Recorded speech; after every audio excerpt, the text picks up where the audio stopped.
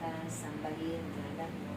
Ama sa amin ang kaharian mo, sundin ang loob mo, dito sa lupa para na sa langit. Bigyan mo kami ngayon ang aming kahanin sa araw-araw, at patawarin mo kami sa aming mga sala, para na ang pagpapatawad namin sa nagkakasala sa amin.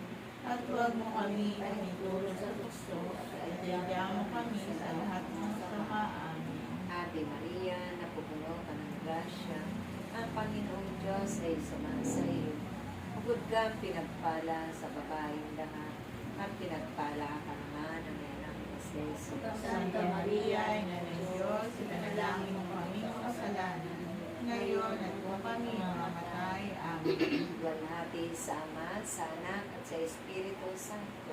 Para sa unang-una, ngayon, makailanman, magpasawalang hanggan, siya nawa. Sa ngalan ng Ama, ng Anak, at ng Espiritu Santo. Amen. I love Love you with the love of the Lord.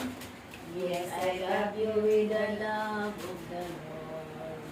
I can see in you the glory of the King. Yes, I love you with the love